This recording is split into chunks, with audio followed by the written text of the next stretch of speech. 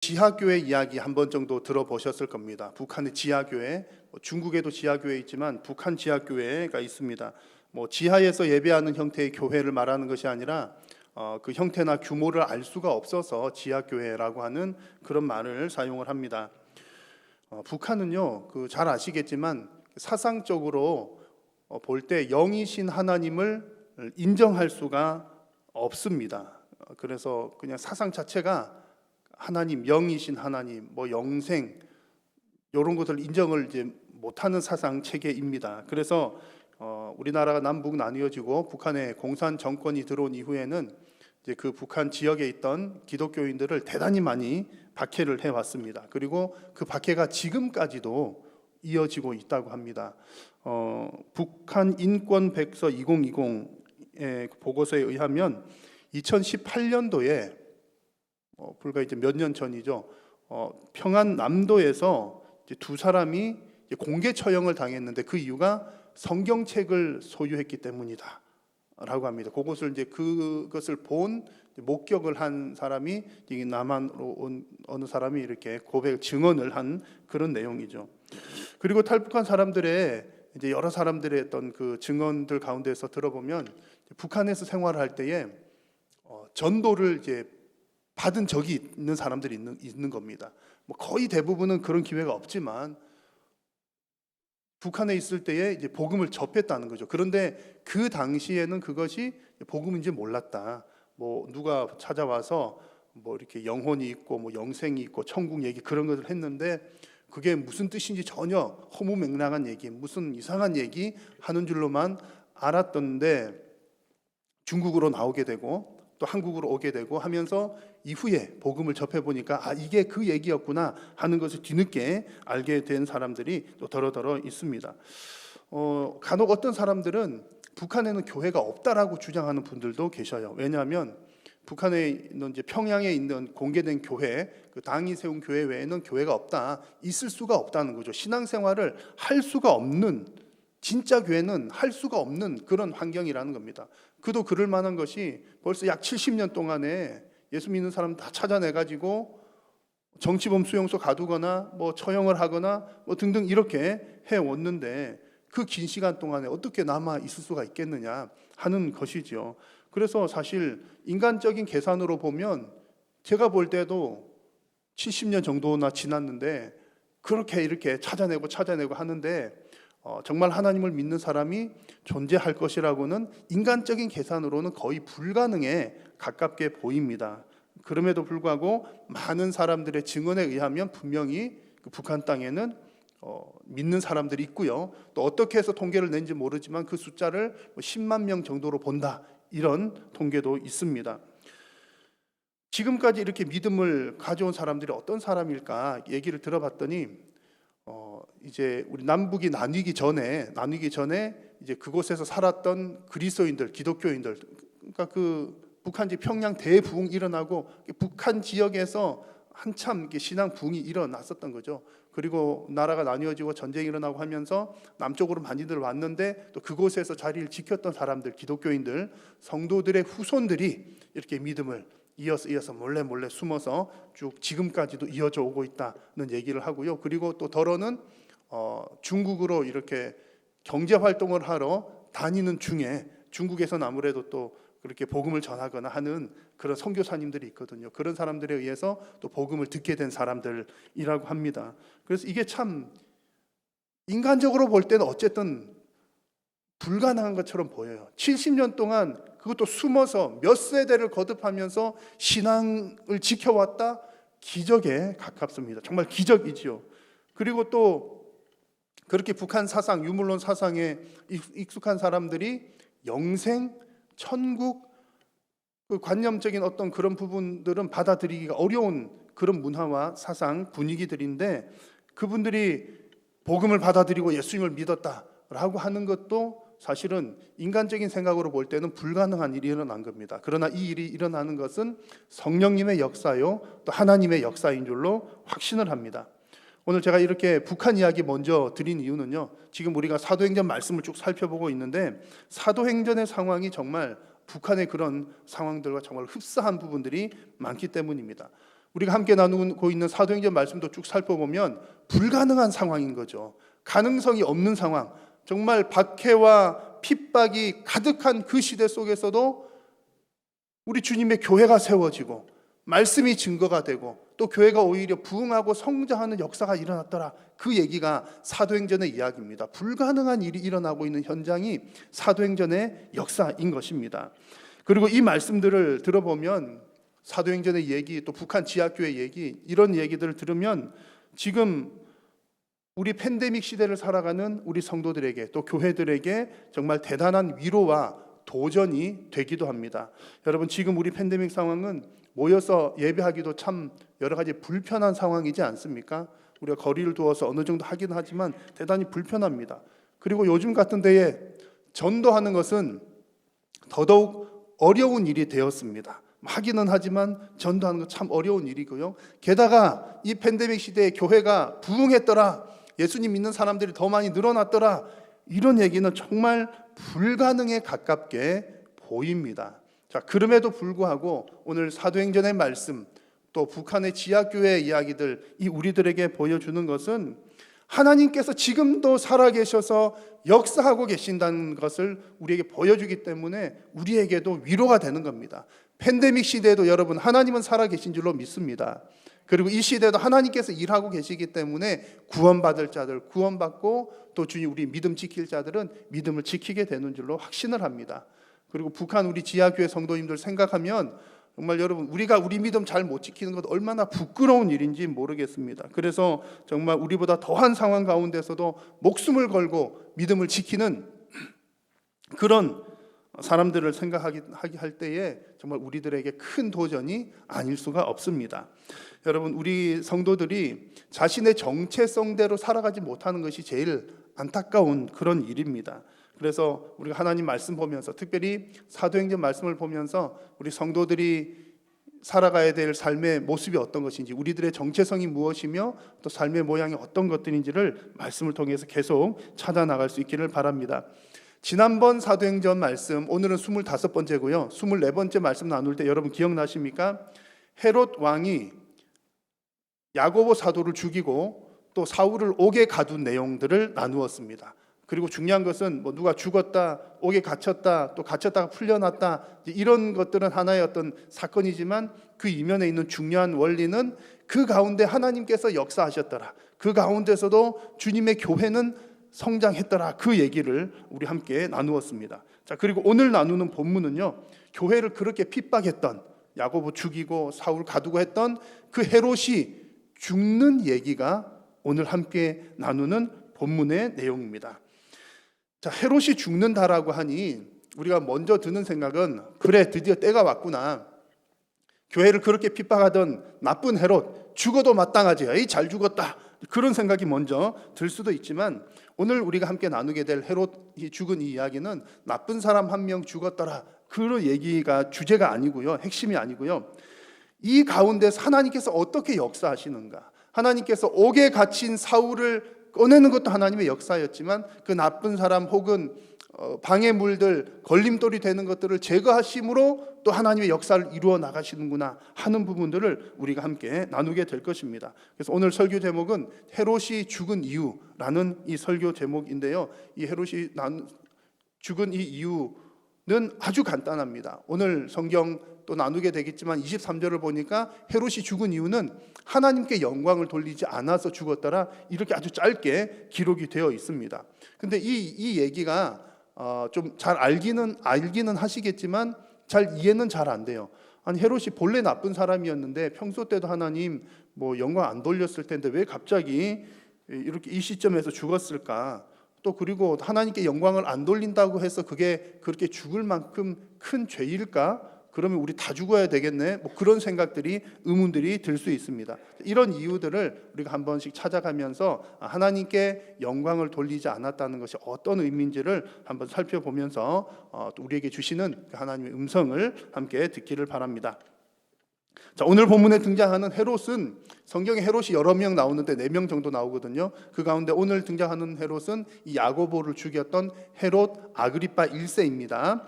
자, 역사를 거슬러 올라가 보면 이 헤롯 가문은, 헤롯 사람들은 이두메 출신이라고 되어 있습니다. 이두메가 어디냐면 에돔 출신이란 얘기고요. 이 에돔은 에서의 후손들이 살던 곳입니다. 그러니까 이 헤롯 왕가는 에서 후손들이다라는 얘기죠. 에서가 어떤 사람인지 잘 아시죠? 에서는 자신의 장자권을 야곱에게 팥죽 한 그릇으로 팔아넘긴 사람이었습니다.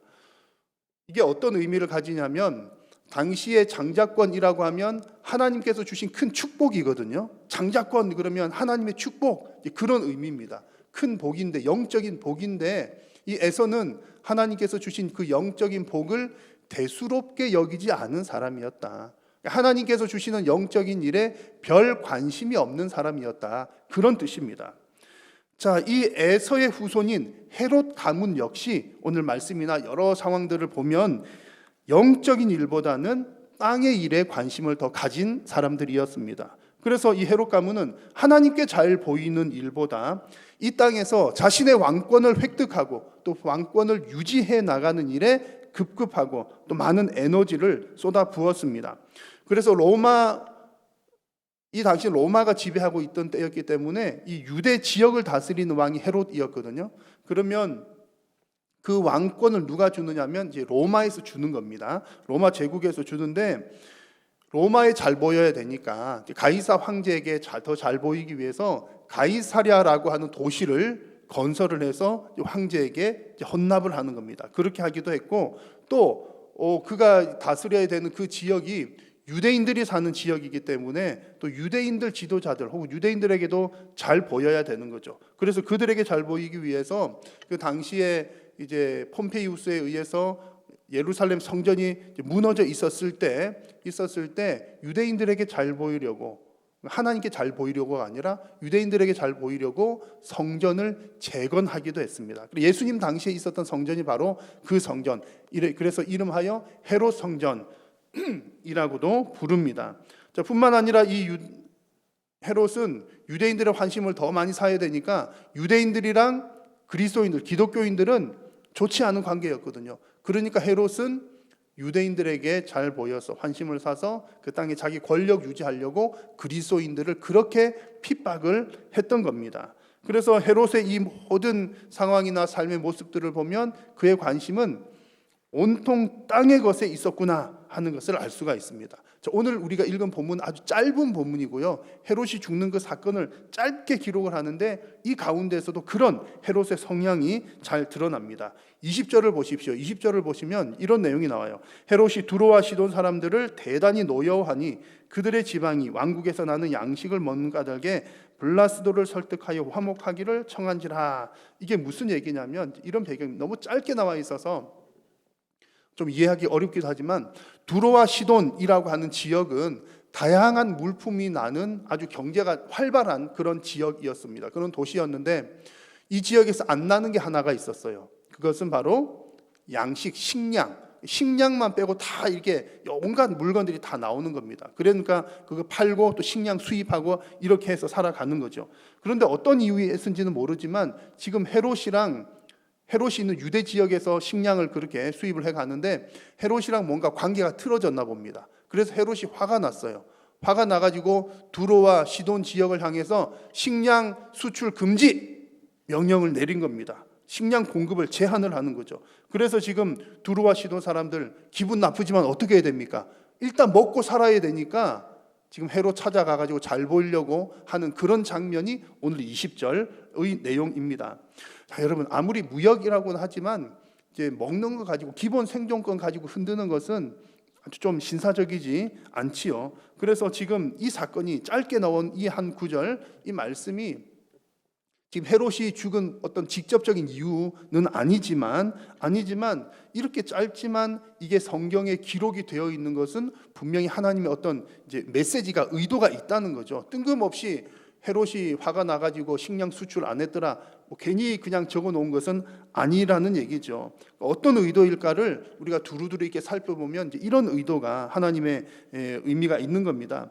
지금 헤롯이 하나님께 영광을 돌리지 않았다고 해서 벌레 먹혀서 죽었는데 그 헤롯이 하나님께 영광을 돌리지 않는 그 행위가 그 단 한 번의 행동 때문에 헤롯이 죽었다라는 것이 아니라는 것을 보여주는 겁니다.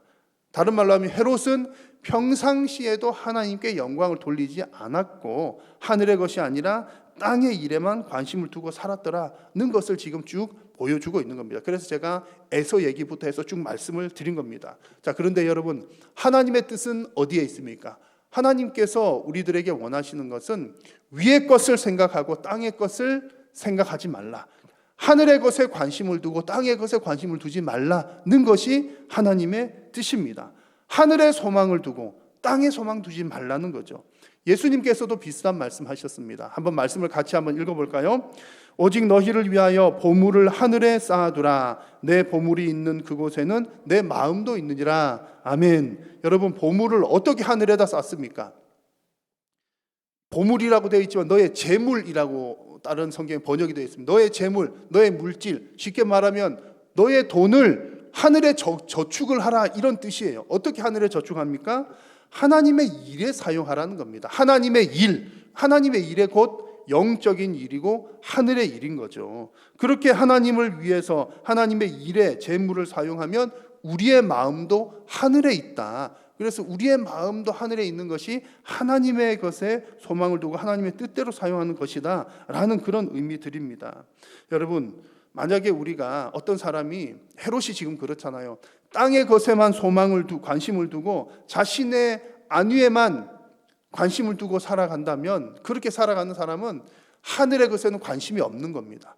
그 말은 곧 하나님께 영광 올리는 일은 관심이 전혀 없다는 얘기죠. 그래서 헤롯의 죽음이 바로 그런 죽음입니다. 그냥 한 명 누구 죽었더라, 나쁜 사람 죽었더라, 그런 의미보다는 그 헤롯이라고 하는 사람이 우리에게 주는 의미는 땅에만 관심을 두고 하나님의 것, 하늘의 것, 그리고 하나님의 영광에는 관심을 두지 않는 사람의 죽음을 보여주는 것이죠. 그래서 하나님은 이 헤롯의 죽음을 통해서 우리들에게 이런 말씀을 하시는 겁니다. 영적인 일, 곧 하나님의 일에 관심을 두라. 여러분, 영적인 일, 또 하나님의 일에 관심을 두는 저와 여러분 다 되시기를 축원합니다. 헤롯이 죽임을 당하기 전에 이제 또 한 가지 어떤 모습을 발견을 할 수 있는데요. 그것은 자신을 크게 드러낸 일이었습니다. 본문이 워낙 짧기 때문에 짧은 것을 이렇게 좀 파헤쳐 보는 겁니다. 사람들 앞에서 자신을 크게 드러낸 일인데, 헤롯이 어느 날을 잡아가지고 황제의 생일날이라고 보통 생각을 합니다. 생일날 기념 행사를 하면서 이제 사람들 앞에서 연설을 하는 겁니다. 21절 말씀에 헤롯이 나를 택하여 왕복을 입고 단상에 앉아 백성에게 연설하니, 이렇게 연설을 할 때에 성경에는 그냥 헤롯이 왕복 입고 연설했다 이렇게 되어 있는데, 이제 역사학자들이 이제 왕의 일이니까 실존했던 왕이니까요, 왕의 일들을 다 이렇게 기록을 하는 사람들이 많이 있었지 않겠습니까? 그 가운데 유대인 역사학자 요세푸스가 이제 기록을 하기를, 왕이 이 당시에 연설을 하는데 그냥 평상복을 입고 연설한 게 아니라 행사 때 입는 옷 같은 거, 화려한 옷을 입었다는 건데, 은빛 비늘같이 반짝반짝반짝하는, 대충 여러분 이렇게 화려한 옷 생각나시겠죠? 은빛 비늘같이 생긴 그런 반짝이는 장식이 달린 옷을 입었다, 이렇게 이제 역사적으로 기록을 하고 있습니다. 이 헤롯은 에서의 후손이라고 그랬는데, 에서는 야곱이랑 비교해 볼 때 야곱은 약간 내향적인 성격, 에서는 외향적이면서 막 이렇게 남자답고 사내답고 그런 성격이었고, 그래서 그런지 그 가문 혈통들, 특히 이 헤롯 왕가들은 달변가였고 또 선동가였다고 합니다. 말을 잘하는 거죠. 연설 잘하는 겁니다. 한번 상상을 해보십시오. 번쩍번쩍하는 옷을 입고 앞에서 연설을 쫙 이렇게 멋지게 막 할 때에 그 카리스마가 얼마나 잘 전달이 되었겠습니까? 지금 그런 분위기였던 거죠.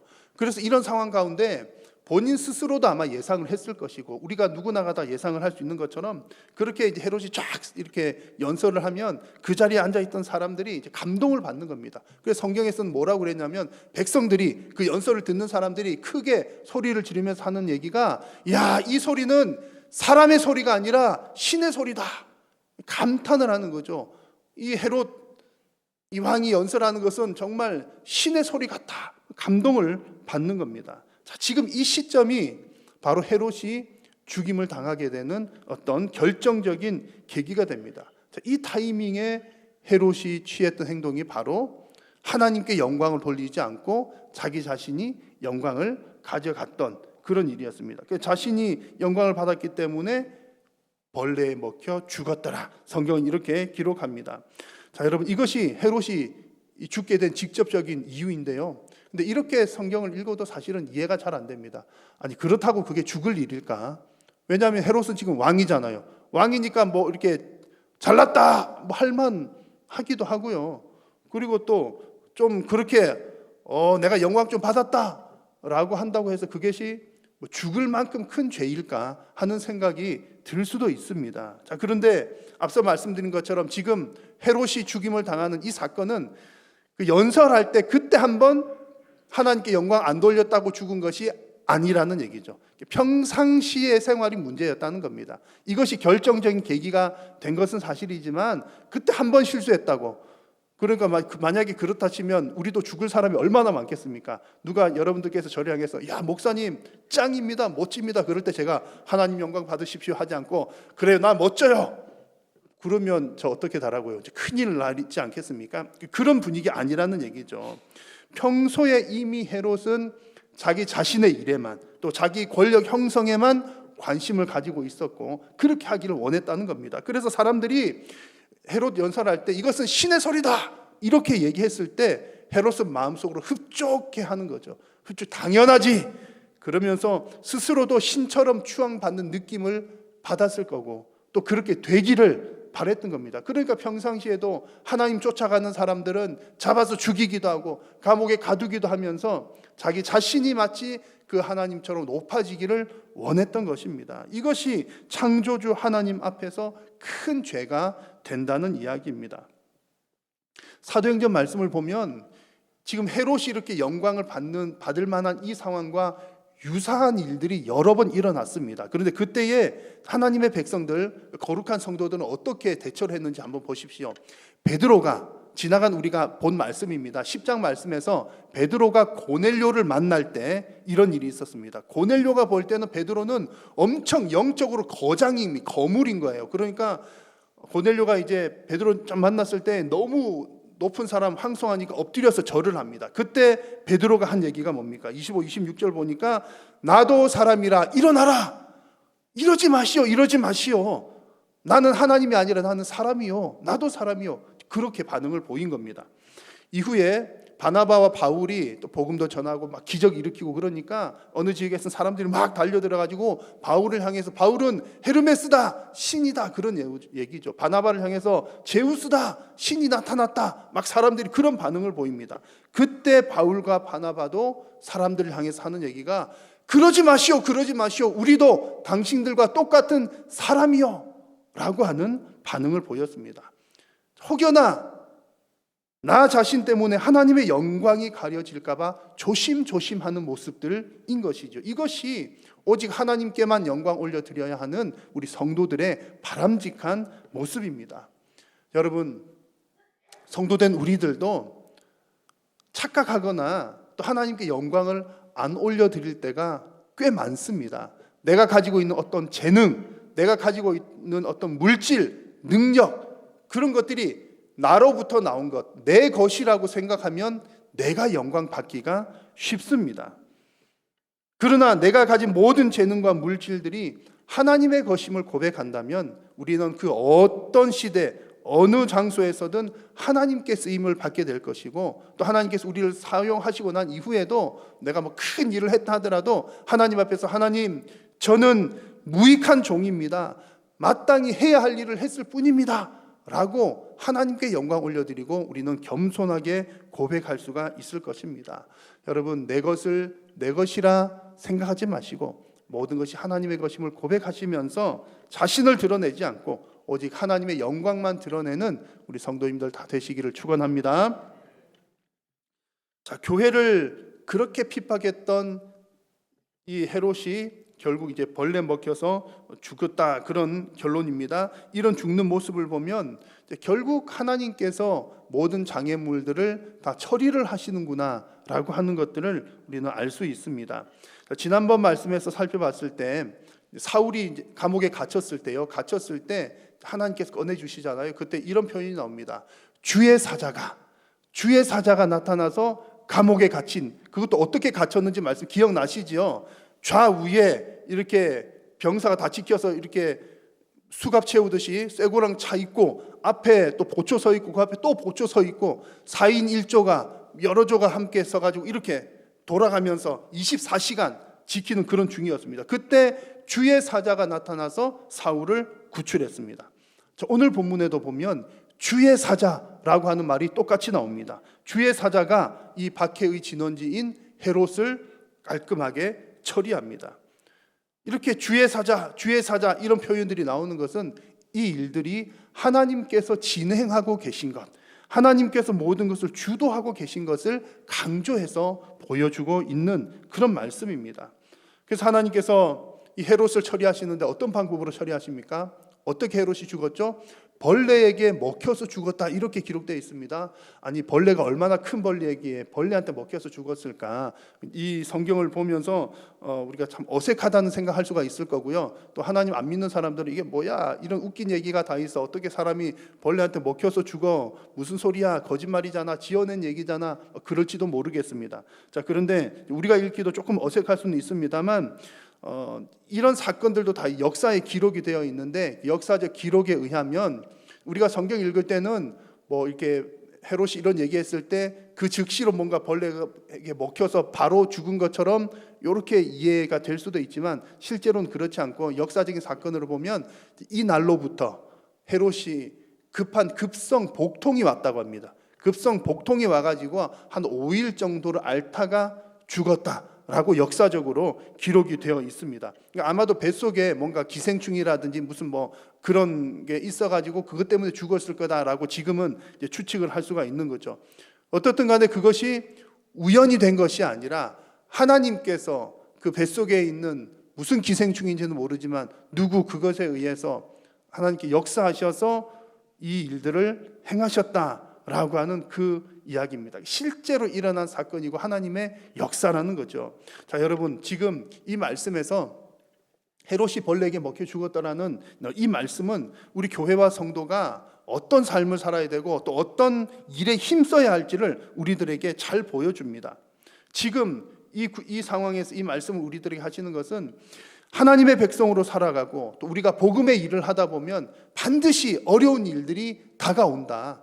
이 사도행전 당시에 뭐 옥에 갇히고 누가 순교를 당하고 이런 일들이 일어나는 것처럼 수많은 어려움들을 만나겠지만, 하나님께서 우리들에게 하시는 말씀입니다. 너희들은 염려하지도 말고 주눅 들지도 말라. 성도의 인생과 또 교회의 사역이 하나님 손에 붙들려 있기만 한다면 하나님께서 반드시 그 모든 장애물들을 제거해 주실 것이다. 하나님께서 우리에게 그렇게 말씀하십니다. 언제 어떻게 그 모든 장애물들을 제거할지는 우리는 알 수가 없습니다. 지금 하나님께서 헤롯을 제거하시는 이 장면에서도 누구 한 사람이라도 이런 일이 일어날지 예상이라도 했겠습니까? 어떻게 갑자기 배가 아파가지고 뱃속에 있는 알지도 못한 그 벌레한테 그것에 의해서 죽었다, 누가 이런 일을 예상이나 했겠습니까? 그러나 성경을 통해 우리가 거듭 확인하고 확신할 수 있는 것은, 하나님은 분명히 어떤 환경의 문제뿐만 아니라 사람의 문제에 이르기까지 모든 문제, 모든 걸림돌을 하나님께서 처리해 주신다는 사실입니다. 하나님 오늘도 저와 여러분들을 향해서 이렇게 말씀하십니다. 자, 이 모든 장애물들은 내가 처리할 테니 너희들은 그저 내 말을 듣고 믿고 순종하라. 여러분, 교회와 성도가 힘써야 할 일은 하나님의 말씀을 듣고 하나님의 말씀을 믿고 하나님의 말씀에 순종하는 일입니다. 사랑하는 여러분, 하나님께서 모든 것을 처리해 주시는 것을 믿으십시오. 그리고 하나님을 진심으로 믿고 오직 하나님 편에 서서 하나님 말씀에 순종하면서 하나님께만 영광 올려드리는 우리 성도님들 다 되시기를 축원합니다. 자, 오늘 말씀을 가만히 보면 이제 헤롯이 죽었어요. 죽었는데 헤롯이 죽은 이후에 오늘 짧은 성경 구절 가운데 뭐 했고 헤롯 죽었고 그 다음에 2절의 말씀이 더 나옵니다. 더 나오는데 이제 헤롯이 죽었다는 내용과는 조금 어울리지 않는 그런 내용이 2가지가 나옵니다. 하나는 24절 말씀 같이 한번 읽겠습니다. 하나님의 말씀은 흥왕하여 더하더라. 헤롯 죽은 얘기하고 나서 하나님 말씀을 더 흥왕하여 더했더라. 이 얘기가 하나 나오고요. 또 하나는 더 어색한 얘기, 별로 안 어울리는 듯한 얘기 25절 같이 읽습니다. 바나바와 사울이 부조하는 일을 마치고 마가라 하는 요한을 데리고 예루살렘에서 돌아오니라. 아멘. 안디옥으로 다시 돌아왔더라 이 얘기입니다. 바나바, 바울 두 사람만 온 게 아니라 마가, 요한 한 명 더 끼고 왔더라 그 얘기를 하는 겁니다. 자, 이 두 구절 말씀이 어떻게 보면 헤롯 죽은 얘기랑 별 상관이 없어 보일 수도 있습니다만 헤롯 죽은 일과 매우 연관이 있는 중요한 메시지를 우리에게 줍니다. 헤롯이 죽은 이후에 그 결과에 관한 계속해서 일어나야 될 일들에 관한 내용이기 때문입니다. 헤롯의 죽음은 단순히 나쁜 사람 한 명이 벌받아 죽었다, 혹은 나쁜 사람은 벌받아 죽어야 된다, 그 얘기를 하려고 헤롯 죽음을 기록한 것이 아닙니다. 헤롯이 죽은 이후에 하나님의 말씀이 더 흥왕하여 일어났더라. 하나님께서 걸림돌을 제거하신 이후에 주님의 교회가 더 잘 세워지고 하나님의 말씀이 더 흥왕되어 일어났더라. 그 말씀을 우리들에게 보여주는 겁니다. 그리고 그뿐만 아니라 지금 바나바와 사울이 요한과 함께 안디옥으로 돌아왔다 그랬잖아요. 비록 그런 걸림돌들이 있지만 하나님은 하나님의 사람들을 통해서 계속해서 복음 사역들을 진행해 나가셨더라. 그것을 우리들에게 보여주는 겁니다. 결국 이것은 다른 말로 하면 주님의 교회가 승리한다는 것을 우리에게 보여줍니다. 여러분, 아무리 수많은 걸림돌이 있고 어려움들이 있고 환난과 박해가 있더라도 결국 교회가 승리하고 결국 성도가 승리하는 줄로 믿습니다. 성경의 마지막 책인 요한계시록의 결론도 그거였지 않습니까? 교회가 마지막 날에 승리한다는 것입니다. 여러분, 교회가 승리한다는 것은 교회가 큰 건물을 지어서 성공했다, 그런 얘기가 아니라 이 숱한 환난과 핍박 중에서도 끝까지 믿음을 지키는 것이 승리하는 일입니다. 하나님은 어느 시대나 그 남은 자들을 통해서 이 하나님의 승리를 이어오셨습니다. 남은 자들이 어떤 자들입니까? 숱한 환난과 박해 중에서도 끝까지 믿음을 지킨 자들입니다.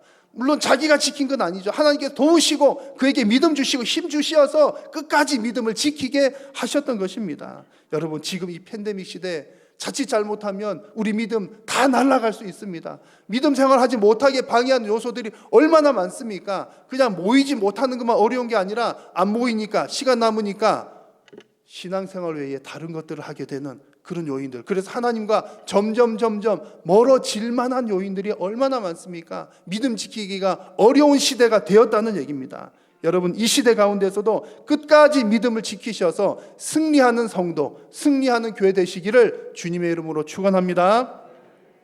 자, 오늘 우리는 헤롯이 죽은 이유라는 제목으로 하나님 말씀을 나누었습니다.